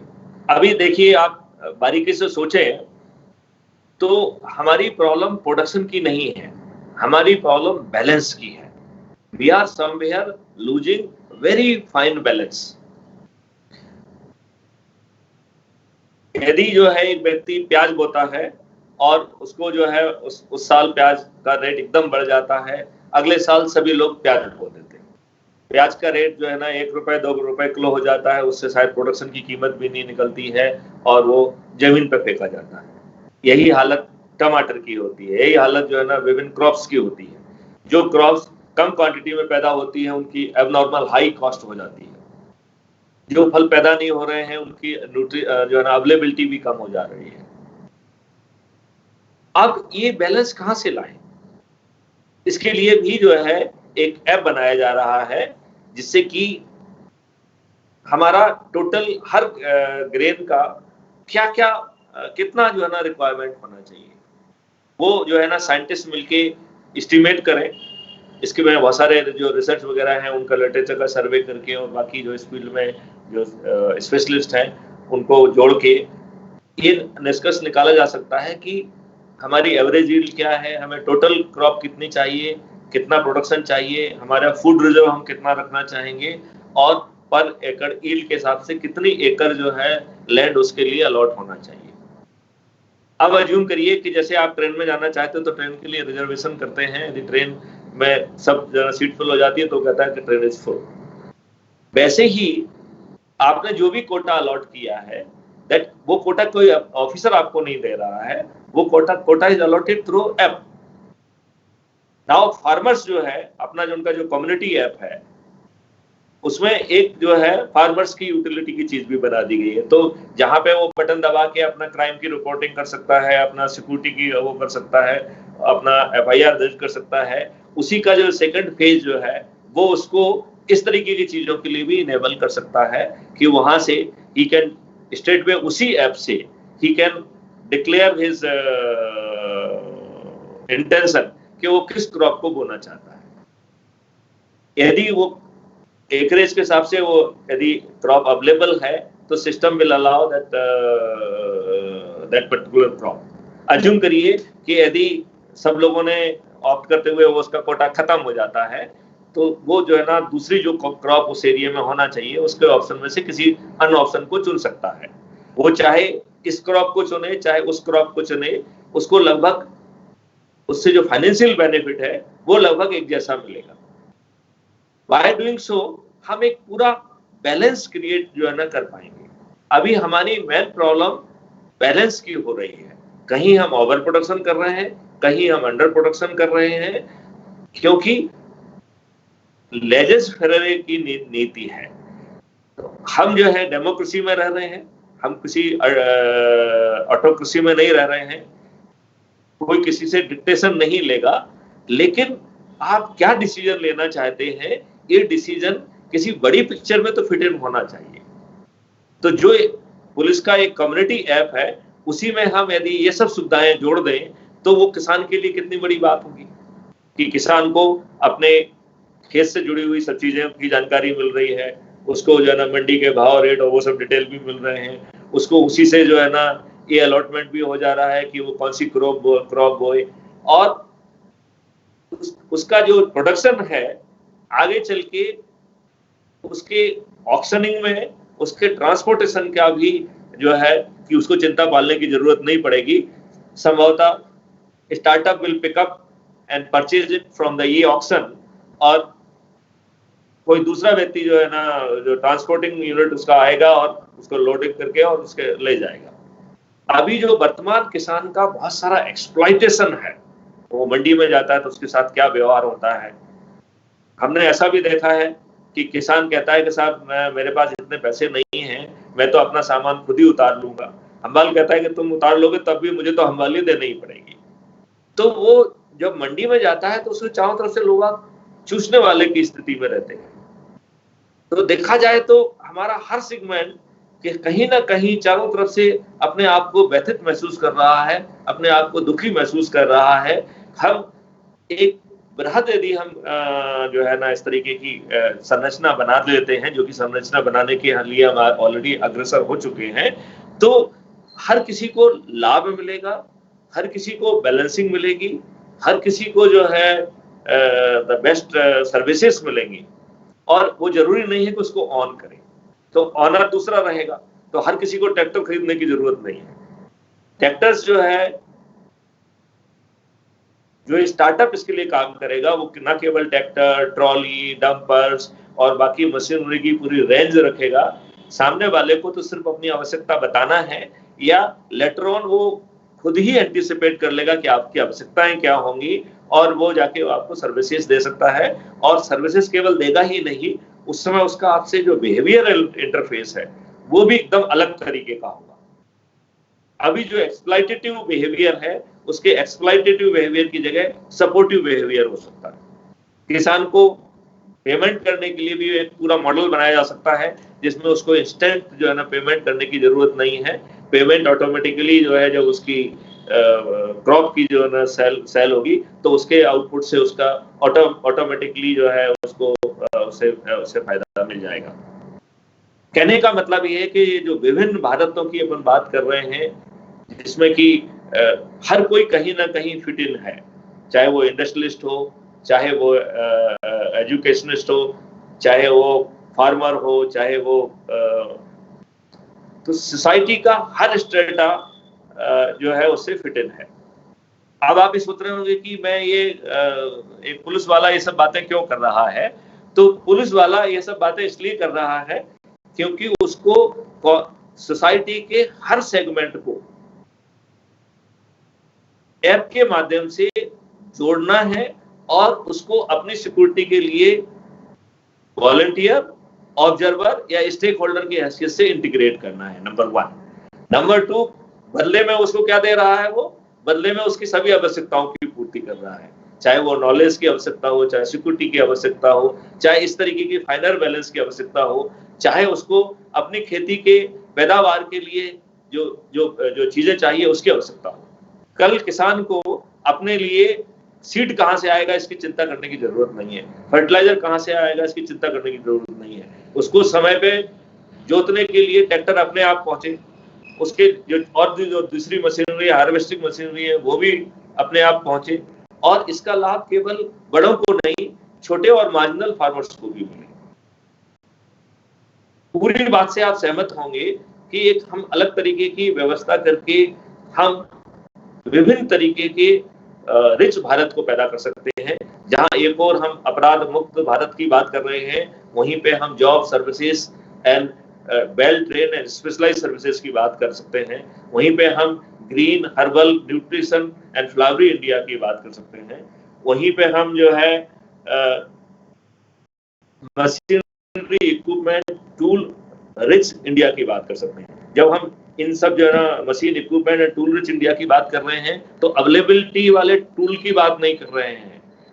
इसके बीच के ऐसे टूल्स जो अभी या तो एग्जिस्टेंस में नहीं है, या एग्जिस्टेंस में नहीं है तो वो बनाए जाएंगे, और जो एग्जिस्टेंस में है और वो किसी तरीके से लोगों तक नहीं पहुंच पा रहे हैं, तो वो फुल रेंज ये स्टार्टअप मैनेज करेंगे and they will provide directly, because उनको डिमांड मालूम है और ऐप के माध्यम से उनकी सर्विसेज रिक्विजिशन हो सकती हैं। तो वो एक ऐप आपकी सिक्योरिटी का भी काम करेगा, आपका जो है ना सभी आवश्यकताओं की पूर्ति का भी काम करेगा, आपके व्यवसाय का भी काम करेगा, आपके रिजर्वेशन भी कराएगा, आपके ट्रेन के रिजर्वेशन भी होंगे, और आपको फाइनेंस भी दिलाएगा, आपके प्रोडक्ट को भी बेचेगा। एक ऐसी भारत की कल्पना की जाना संभव है, और उसके निर्माण में हम बहुत अंदर तक जो है ना लगे हुए हैं।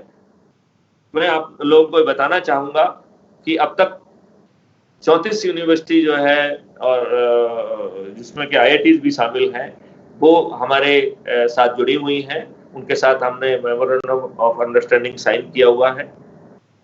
इस बार हमने स्मार्ट इंडिया हैकाथॉन 2020 में जो है 12 प्रॉब्लम स्टेटमेंट जो है ना फ्लोट किए थे, जिसमें कि 250 जो है टॉप इंजीनियरिंग स्टूडेंट्स ने हिस्सा लिया था। इनका पहला जो है आकलन, पहला जो है चरण पूरा हो चुका है इसका एवेल्यूएशन, जिसमें 65 इंजीनियरिंग कॉलेज की जो टीमें हैं वो सफलता मिली है। और अब इनका जो फिनाल है उसमें 17-18 जून को होगा, जिसमें कि उनका फाइनल सिलेक्शन होगा। और ये लोग जो जीतेंगे, हर किसी को उसमें 1 लाख रुपए का कैश प्राइज है। और ये जो आउटपुट है, it will be at back end will be integrated with the overall picture.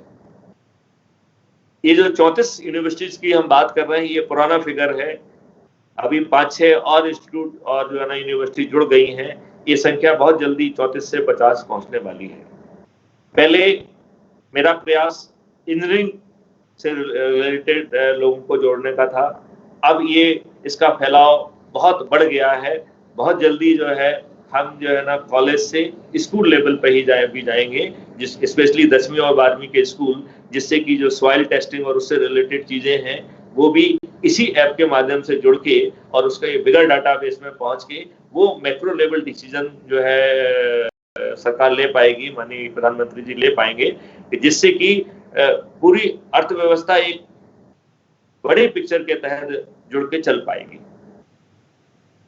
अब ये अपन ने मोटे मोटे तौर पे बड़ी सरल और लेमन भाषा में हमने आपको एक खाता खींचने की कोशिश की है। और ये मैं महसूस कर रहा हूं कि ये पिक्चर आपको कोई दूसरा नहीं परोस रहा है, ये इसके निर्माता आप स्वयं होंगे। और अब उसके निर्माता अभी जैसे जो 34 यूनिवर्सिटीज हैं वो हैं, उसी में आप लोग भी जुड़ रहे हैं। तो इसके लिए खाका बनाया गया है। खाका ये है कि हम आपको अभी इंटर्नशिप दे रहे हैं। इन्हीं इंटर्नशिप को माइनर मेजर प्रोजेक्ट में और बाद में हैकाथॉन में भी कन्वर्ट किया जाएगा। और इससे ढेर सारे स्टार्टअप्स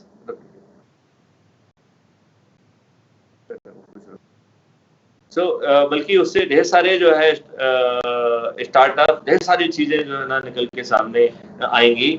और चूंकि वो आपकी भूमिका के कारण होंगी, तो वो स्टार्टअप आपको लेके बनाए जाएंगे, विदेश उससे लेके नहीं बनाए जाएंगे। तो एक बार मैं आपका फिर से जो है ना आह्वान करता हूं कि शायद तकनीकी कारण से, कुछ हिकअप के कारण उतने अच्छे ढंग से जो है मैं आप लोगों से बातचीत नहीं कर पाया हूं। अगले मौके पर और अच्छे ढंग से बातचीत करूंगा। और मैं ये चाहूंगा कि जो बच्चे हैं वो उनको एक स्पेशलाइज गूगल फॉर्म आपका जो है यूनिवर्सिटी आपको देगा और उस फॉर्म को आपको भरना है। उस फॉर्म में आपने क्या किया है, आपने कोई यदि प्रोजेक्ट्स किए हुए हैं, कोई आपका एक्सपीरियंस है, कोई आपके पास स्किल सेट है, तो आपको वो बताना है। फिर आप किस एरिया में काम करना चाहते हैं वो एरिया आपको बताना है। और आपको अपने ही कॉलेज में, अपने आसपास वो कौन सा टीचर है जो आपको लगता है कि जिसमें एनर्जी है, जिसमें आपको गाइड करने की क्षमता है, तो आपको जो है अपना टीम लीड भी उसमें प्रपोज करना है। आपकी यूनिवर्सिटी 4 से 5 बच्चों का एक ग्रुप बनाएगी और एक टीम लीड को अलॉट करेगी। और उसको हम जो है उसके स्पेशलाइजेशन के हिसाब से उसकी वो किस एरिया में अपने आप को जो है ना डेवलप करना चाहता है, वो क्या सीखना, क्या तजुर्बा करना चाहता है, उसके हिसाब से जो है ना उसको वो मॉड्यूल अलॉट किया जाएगा। तो इसकी रेंज बिल्कुल बहुत लंबी है, इन्वेस्टिगेशन से लेके cyber investigation, cyber security, normal crime के इन्वेस्टिगेशन से लेके इकोनॉमी के सेक्टर किया जा रहा है। आपकी स्ट्रीम के हिसाब से, यदि आप फिजिक्स के हैं तो आपका उसके हिसाब से, यदि आप केमिस्ट्री के हैं तो केमिस्ट्री के हिसाब से, बायोलॉजी के हैं तो बायोलॉजी के हिसाब से, यदि आप जनसंपर्क से हैं, मास कम्युनिकेशन से हैं, यदि आप एग्रीकल्चर से हैं, हस्बेंड्री से हैं, तो चूंकि इसका फैलाव इतना ज्यादा है, हम आपको आपके एरिया का मॉड्यूल का वर्क देंगे और आपके द्वारा बनाया गया मॉड्यूल एक सर्विस सेक्टर के तहत जो है ना डेवलप होके ऐप में बैठेगा।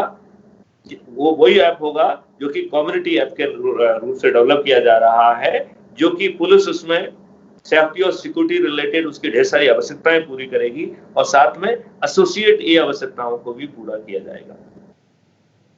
चूंकि एक बड़ा ताना बाना है जिसमें ढेर सारे मेरे ख्याल से हजारों की संख्या में स्टार्टअप खुलेंगे, वो स्टार्टअप बच्चे आप लोगों के माध्यम से खुलेंगे।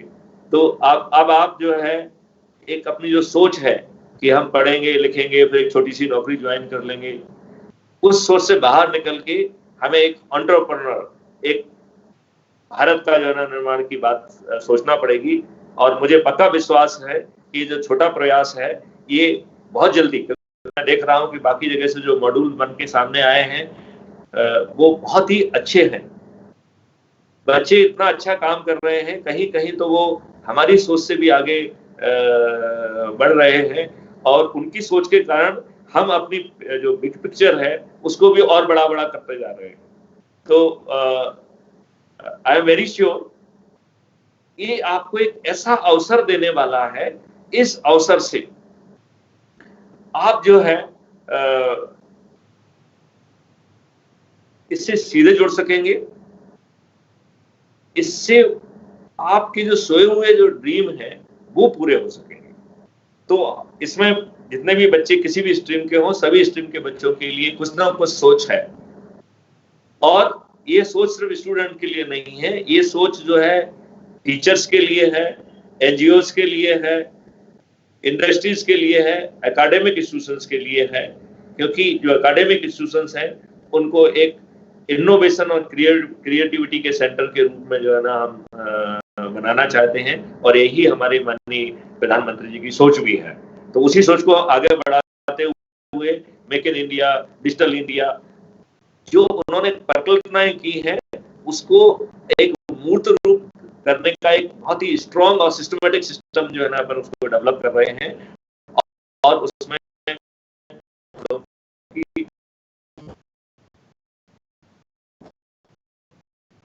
इस समय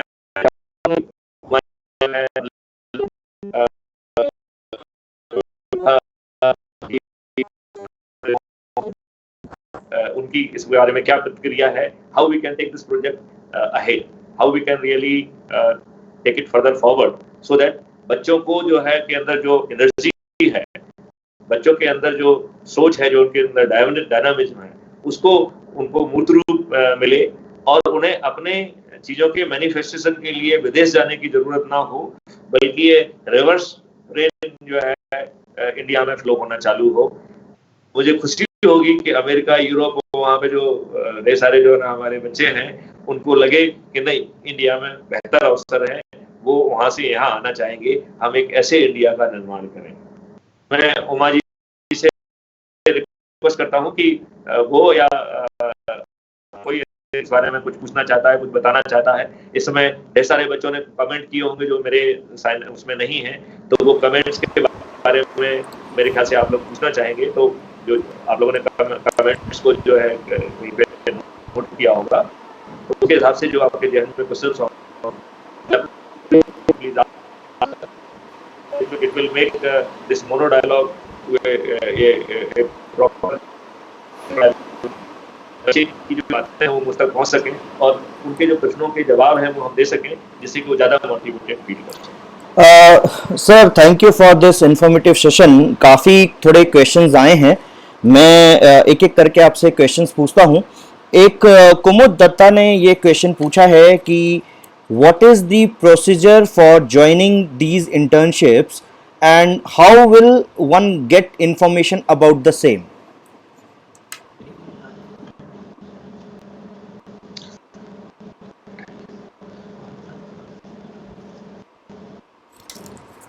जैसा कि मैंने बताया है कि जो इंस्टीट्यूट्स हैं वो गूगल फॉर्म जो है ना फ्लोट करेंगे। गूगल फॉर्म का जो है कुछ वो अपने हिसाब से थोड़ा सा और मॉडिफाई करेंगे और वो बच्चों को वो गूगल फॉर्मेट भरने के लिए एक पार्ट है कि अपने उसकी अपनी एजुकेशन के बारे में है, उन्होंने जो प्रोजेक्ट किए हैं, जो उनका स्किल सेट है उसके बारे में है। और जो तीसरा पार्ट है कि वो किस एरिया में काम करना चाहते हैं, जिससे कि हम उनको जो उनकी इच्छा है उसके हिसाब से उनको मॉड्यूल दे सकें। इंस्टीट्यूट जो है उनको और यूनिवर्सिटी उनको एक टीम लीड जो जैसा बच्चे ऑप्ट करेंगे या अपने लेवल से उनके एरिया ऑफ इंटरेस्ट को देखते हुए टीम लीड उनको अलॉट किया जाएगा। ये सब जानकारी मेरे पास पहुंचेगी जिसमें कि हम स्पेसिफिक मॉड्यूल जो कि बड़ी पिक्चर का हिस्सा होगा वो उनको हम अलॉट करेंगे और फिर जो है उनके साथ जो है ढेर सारी फॉलो अप मीटिंग्स होगी। तो डिपेंडिंग अपॉन कि कितना समय अवेलेबल है, ये 1 से 2 महीने की इंटर्नशिप हो सकती है। तो इंस्टीट्यूट डिसाइड कर सकता है कि वो उनके कितना जो है ना टाइम फ्रेम अवेलेबल है, उसी के हिसाब से जो है ना इसको छोटा या बड़ा किया जाएगा। और जो ये बच्चे हैं उनको एक बहुत ही डायनामिक तरीके का इम्प्रेसिव जो है ना इंटर्नशिप सर्टिफिकेट जो है मध्य प्रदेश पुलिस रिफॉर्म की तरफ से दिया जाएगा, मेरी तरफ से दिया जाएगा, डीजी की तरफ से। और टीचर्स को भी एक letter of appreciation and recognition दिया जाएगा।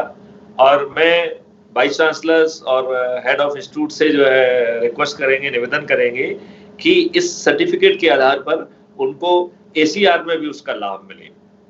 और एक और बाय प्रोडक्ट हम टीचर से चाहेंगे इस बारे में कि चूंकि इसमें ढेर सारी रिसर्च इन्वॉल्व होगी, तो हम ये चाहेंगे कि ये बाकायदा रिसर्च जो है पेपर पब्लिश हो और वो इंडियन जर्नल्स में और बाहर के जर्नल्स में भी हों। और एक जो है इंस्टीट्यूट को और यूनिवर्सिटी को एक फायदा ये भी मिले कि इस इंटर्नशिप से उनको कितने जो है पेपर्स फाइनली जो है पब्लिश कर पाए हैं। यदि हम कुछ पेपर्स पब्लिश कर पाएंगे तो हम उसका एक आउटपुट ए भी मानेंगे। जब हम इस प्रोसेस में रहेंगे उसी समय हम ये भी डिसाइड करेंगे कि किस किस चीज में स्टार्टअप बन सकते हैं। और कुछ ग्रुप जो है ना स्टार्टअप का खाका ऑलरेडी साइमल्टेनियसली बनाना चालू करेंगे। तो आने वाले समय में मतलब जब मेजर माइनर प्रोजेक्ट्स और उसको आगे बढ़ाते हैं, जो अपन आगे चलेंगे, तो हमें ये परिकल्पना हमको करना चाहिए कि हम इसको 6 से 1 साल के अंदर एक कॉन्क्रीट स्टार्टअप के रूप में, हम ढेर सारे स्टार्टअप के रूप में इनको सामने खड़ा कर सकें, जिससे हमारी बात सिर्फ हवाई ना रहे बल्कि जमीन में लोगों को वो लाभ दे सके। ये कोई जो है कागजी कार्रवाई नहीं है, एक सर्टिफिकेट वाली कार्रवाई नहीं है, बल्कि एक बड़ी कार्रवाई है जिसके तहत हम ढेर सारे जो है ना मॉड्यूल्स बनाएंगे, ढेर सारे हार्डवेयर बनाएंगे, ढेर सारे सॉफ्टवेयर बनाएंगे, ढेर सारे एप्स बनाएंगे। और हम इन एप्स को और इन सब सॉफ्टवेयर को बहुत छोटा छोटा कर दिए हैं, जिससे कि वो 3 महीने की अवधि में बन जाए। लेकिन जब हजारों की संख्या में बन के जब जुड़ेंगे तो वो जो आउटपुट होगा वो कई सालों के बराबर होगा। मतलब यदि कोई प्रोफेशनल इंस्टीट्यूशन भी उस पर काम करता तो उसे 5 से 10 साल का समय लगता, तब वो ये आउटपुट पैदा कर पाते। तो वही आउटपुट, लगभग उसी क्वालिटी का आउटपुट हम पैदा कर पाएंगे। और ये सब जितने भी इनिशिएटिव हैं, ये इनिशिएटिव्स जो है एक प्रोजेक्ट मॉनिटरिंग सिस्टम बनाया गया है। उस प्रोजेक्ट मॉनिटरिंग सिस्टम के तहत जो है वो मॉनिटर किए जाएंगे, जिसमें बहुत सारे माइलस्टोन्स वगैरह सब कुछ रहेंगे। और वो इतना पावरफुल प्रोजेक्ट मॉनिटरिंग टूल्स है कि उसमें हम कोड्स की टेस्टिंग भी कर सकते हैं। तो that will be shared with you. उसमें जो है हर इंस्टीट्यूट का एक इंस्टीट्यूशनल नोडल ऑफिसर होगा। फिर जो है हर मॉड्यूल का एक प्रोजेक्ट लीड, मतलब टीचर टीम लीड होगा। और टीचर टीम लीड का काम होगा कि वो अपने स्टूडेंट्स का पूरा डिटेल उसमें डालेगा, उसमें प्रोजेक्ट का नाम रहेगा, सब कुछ रहेगा। और फिर उसके माइलस्टोन तय होंगे, उस माइलस्टोन के तहत उसमें कार्रवाई करना होगी। इसके बाकायदा फेजेस होंगे। फेज नंबर 1 में लिटरेचर सर्वे होगा, लिटरेचर सर्वे के बाद लिटरेचर रिव्यू होगा, देन मॉड्यूल के हिसाब से कॉन्सेप्ट नोट बनेगा, देन प्रोसेस फ्लो डायग्राम बनेगा। यदि वो सॉफ्टवेयर है तो उसके कोड्स लिखे जाएंगे, यदि हार्डवेयर है तो प्रोटोटाइप बनाया जाएगा, ठीक है ना। और यदि और कोई सॉफ्ट स्किल वाला काम है, जैसे प्रोजेक्ट रिपोर्ट्स है, ये है वो है, तो वो जो है ना काम किया जा सकेगा। स्पेशली जो है आपकी यूनिवर्सिटी एक गर्ल्स यूनिवर्सिटी है, लेडीज यूनिवर्सिटी, वुमेन यूनिवर्सिटी है, तो हम एक चीज जरूर आपसे ये चाहेंगे कि आपकी वो क्या सोच है, क्या आवश्यकताएं हैं, क्या नीड्स है, चाहे वो सिक्योरिटी से संबंधित हो, बाकी संबंधित हो, यदि आप उसके बारे में गाइड कर सकेंगे तो एक पोर्टल बन रहा है और एक ऐप बन रहा है, हम उस सब चीजों में डाल सकेंगे। जैसे हमने भी फार्मर के बारे में कहा, तो फार्मर को अपने काम की चीजें भी मिलेंगी, उसको जो है ना कौन सा क्रॉप उसको लगाना है इसका भी गाइडेंस मिलेगा, और उसको ट्रैक्टर ट्रॉली से सीड से लेके हर चीज का जो है उसको एक बैकअप मिलेगा। उसका जो प्रोड्यूस होगा वो भी संभवतः जहां पे बिकना है उसको भी ई मार्केट का यूज करके कैसे उसको बेस्ट प्रोड्यूस का जो ना वो मिल सके, ऐसा लाभ देने की कोशिश की जाएगी, जिससे कि लोगों को बिना जो है दिक्कत उठाए शासन की जितनी भी योजनाएं हैं उसका भी लाभ मिल सके, और जो बीच की मशीनरी जो उसको कई बार जो है ना उसमें जो दोहन करती है या वेस्टेड इंटरेस्ट का जो वो करती है, वो सब वेस्टेड इंटरेस्ट उसमें काट दिए जाएंगे, क्योंकि एक सिस्टम उसमें काम करेगा, एक इंडिविजुअल नहीं रहेगा, और एक सिस्टम के में ज्यादा रेंट सीकिंग बिहेवियर के लिए स्कोप नहीं बचता है। तो मुझे लगता है कि बहुत ही बृहद और सभी के लिए हितकारी सी योजना सामने आएगी। मैंने जो जवाब दिया है वो आई प्रिज्यूम कि आप लोगों को जो क्वेश्चन है उसका वो जवाब मिल चुका होगा। हाँ सर, एक दूसरा क्वेश्चन है फॉरेंसिक साइंस स्टूडेंट्स की तरफ से कि फॉरेंसिक साइंस के स्टूडेंट्स इस इंटर्नशिप को कैसे ज्वाइन कर सकते हैं, और एक काफ़ी सारे लोगों का क्वेश्चन है कि क्या ये इंटर्नशिप फंडेड होगी, मतलब इसमें स्टाइफन मिलेगा बच्चों को?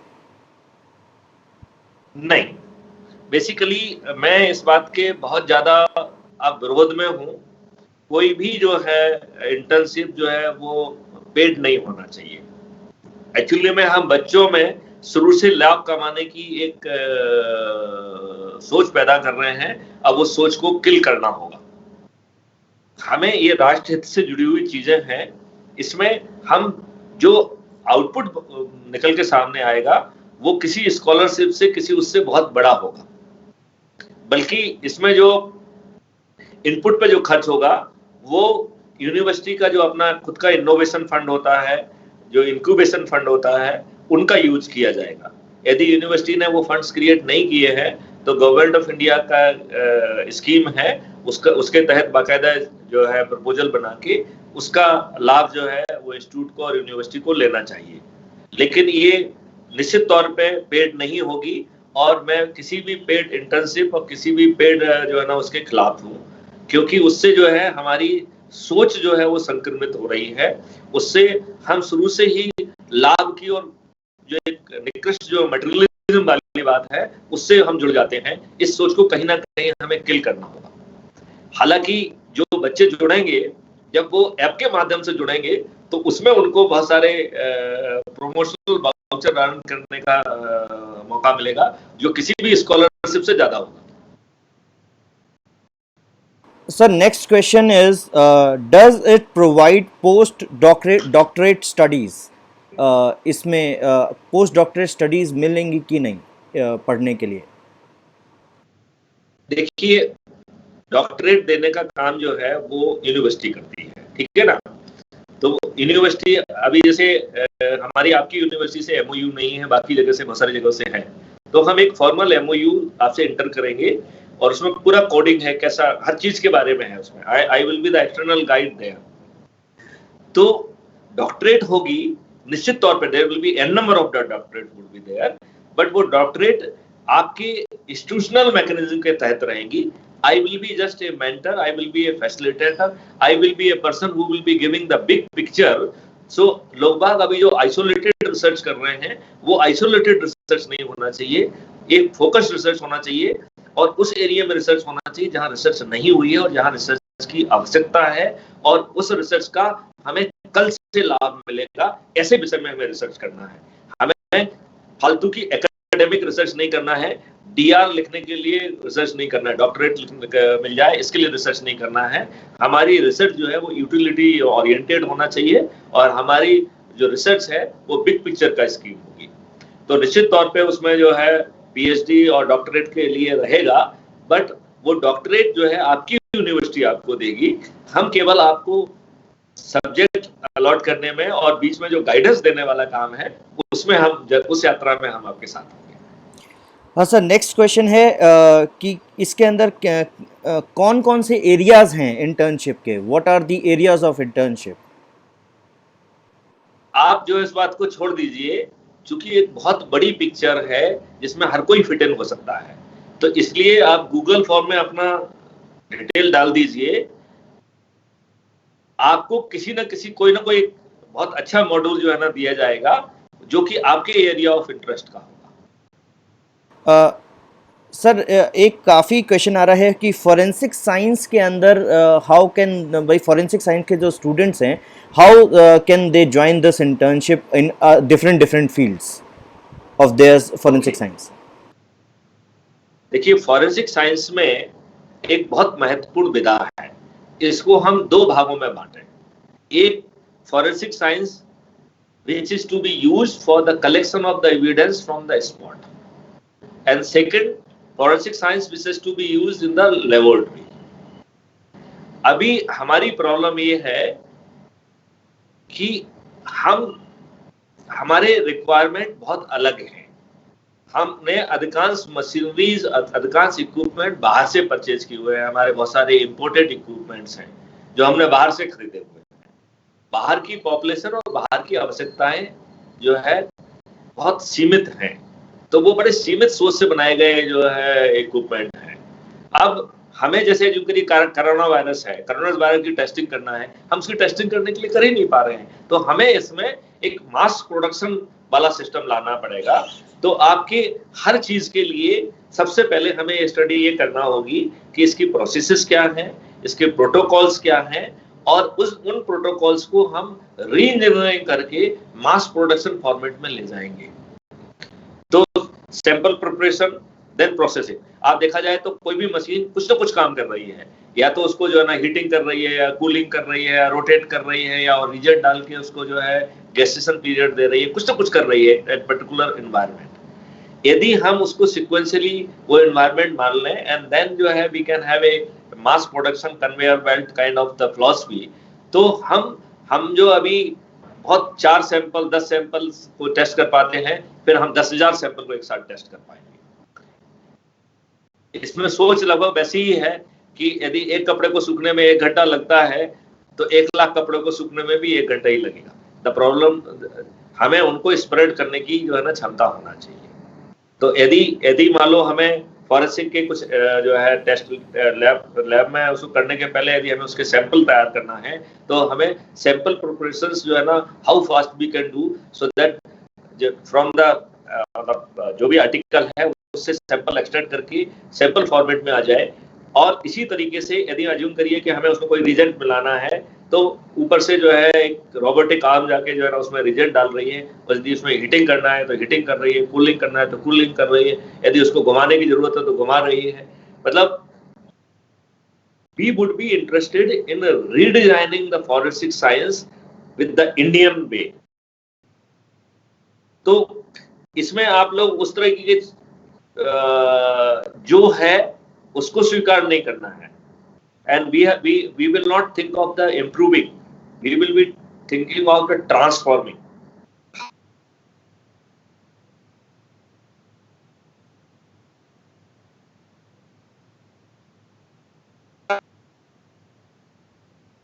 चीजें हैं, we will don't worry about it. मैं आपको ये बताना चाहता हूँ, ये जर्नी बहुत ही मनोरंजक रहने वाली है, और इसमें मैं एक निवेदन आप सब लोगों से जरूर करना चाहूंगा कि इसमें मेरी बहुत एनर्जी लग रही है। केवल वो छात्र ही हिस्सा लें जिसमें कुछ करने की कुव्वत है। फील्ड छोड़ दीजिए, उनकी ललक है कुछ करने की, उनको गाइड करने में कोई प्रॉब्लम नहीं होगी, उनको लॉजिकल एंड में ले जाने में कोई प्रॉब्लम नहीं होगी, लेकिन उनके अंदर वो एनर्जी होना चाहिए, वो क्षमता होना चाहिए, वो सीखने की ललक होना चाहिए। और ये बात स्टूडेंट से ज्यादा टीचर और टीम लीड के ऊपर है। हमारे टीचर्स को ये समझना होगा कि there is a knowledge explosion. जब आपने यदि 5 साल पहले भी यदि डॉक्टरेट की हुई है तो तब से बहुत सारी चीजों में इतना बदलाव आ गया है। अभी आपने सैमसंग के ऑनर का वो स्टेटमेंट जरूर पढ़ा होगा, जिसमें उन्होंने कहा है कि I can't take full rest in night, I can't sleep properly, if I will sleep I will lag behind. That is the explosion of knowledge, that is the competition which is taking place. तो हम जो है अपने आप में self control कैसे रह सकते हैं, हम अपने जो है ना उसमें एक कवच में कैसे रह सकते हैं कि साहब हमने जो सीख लिया वही अल्टीमेट है। It is a golden opportunity for the team leads to become the part of the team. That's why all the time we are trying to avoid, we are not using word guide. I am not using the word guide very consciously, because guide जो क्या होता है कि जब बच्चे को problem है तब वो उसको एंटरटेन करता है। यहाँ पर लिटरेचर सर्वे से लेके ब्रेन स्टॉर्मिंग सेशन से लेके हर हिस्से में उसे प्राइम मूवर पे बैठना है और एक टाइम फ्रेम के अंदर वो माइलस्टोन जो फिक्स होंगे उनको अचीव करना है। तो जितना भी पीरियड इंटर्नशिप का होगा उसके अंदर जो है ना वो काम कंप्लीट करना होगा, रिसर्च पेपर्स जाना होंगे, बहुत सारा काम इसमें करना होगा। So output should be very very concrete, very very doable, और जो है ये they will be the part of the larger picture, so they should fit into the other module also. They are also being considered in versions. तो अभी जैसे मान लो अपन ने पहले सिंपलिस्टिक वर्जन 1 बनाया, देन उसमें कॉम्प्लेक्सिटी को जोड़ते जोड़ते वर्जन 2, वर्जन 3, वर्जन 4 बनाया जाएगा। लेकिन जो वर्जन 1 है उसको भी सीधे कल से ही डिलीवरी के लिए हम कैसे यूज करें, इसके बारे में बहुत जोर से ध्यान दिया जाएगा। सर नेक्स्ट क्वेश्चन है, does this internship will give any career opportunities?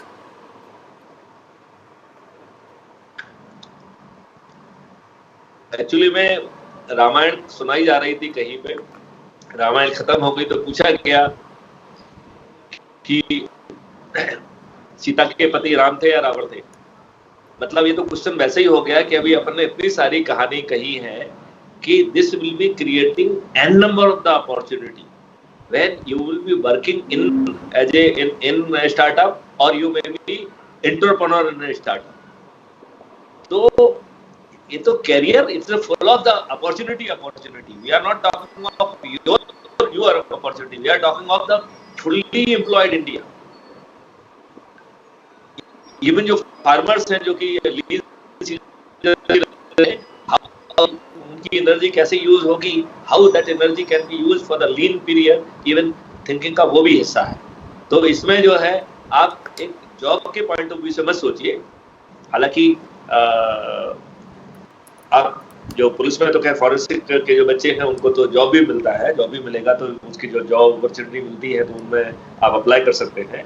लेकिन मेरा जोर से सोचना है कि जो बच्चा हमारे साथ काम करे वो जॉब करने की सोच की बजाय वो मालिक बनने की बात करे, वो सैकड़ों लोगों को जॉब देने की बात करे, तो मुझे ज्यादा प्रसन्नता होगी।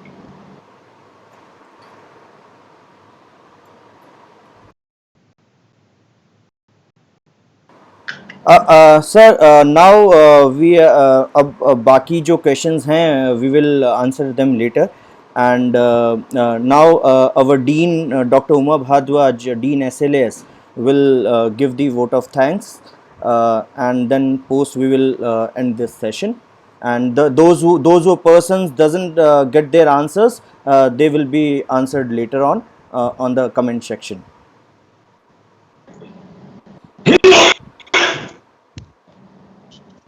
Hello. Thank you. जी Uma ji. It was a great session, Mithili Saran ji. Beginning में बहुत प्रॉब्लम्स आए, कनेक्टिविटी का प्रॉब्लम आया। I think we lost around 40-50 minutes in just that connectivity, and I am sure today's students and even my faculty members also must be in a position to connect themselves with the crime-free India, and they must be thinking that how the police is working in that direction. और बहुत informative session था ये। अब बात जहां startups की बात हुई है और बहुत सारे बच्चे हैं जिसमें अपना कैरियर भी देख रहे हैं, एंड आई एम श्योर कि आपके साथ हम फर्दर और सेशंस करेंगे। जैसा आपने कहा कि अभी स्टूडेंट्स, हम वही स्टूडेंट्स लेंगे जो कि एप्स बनाने में, गैजेट्स बनाने में, क्राइम फ्री इंडिया में काम कर सकते हैं, और बहुत सिलेक्टेड स्टूडेंट्स लेंगे कि आगे इसमें इंटर्नशिप भी लेंगे, स्टार्टअप्स भी लेंगे, and I am sure that will be successful. तो आपका मोटिवेशन, आपकी गाइडलाइन फ्यूचर में भी हमारे बच्चों के लिए बहुत काम आएगी, and we will have further more sessions and we'll be connected with you, and I am sure my students and I'm going to get connected to you how you are going to help us for the startups. Thank you, Bharti ji. It will be a big journey. It is a journey of a dream of our honorable. Yeah. I wish we will turn it to the reality में ना का जो ना मूर्त रूप देने में कोई कसर नहीं छोड़ेंगे, और I am very sure it is doable यदि हम होलिस्टिक पिक्चर के साथ जाएंगे। कई बार यंग यूथ हमारी यूनिवर्सिटी का आप जरूर यूज करें, हमारे बच्चे बहुत टैलेंटेड हैं, और we will remain connected that way and we will have more sessions. Thank you so much for giving your time and energies. Thank you very much. In future, probably we will be having a proper webcast because people could not see you because there was some problem on your end. But because of the things could not start properly, probably there was a little jerk in my starting also. I hope end well is all well. End well is all well. Right. So thank you, Manju. Thank you. Namaskar. Thank you so much. Now we close the session here. Thank you so much, sir. Thank you. Namaskar.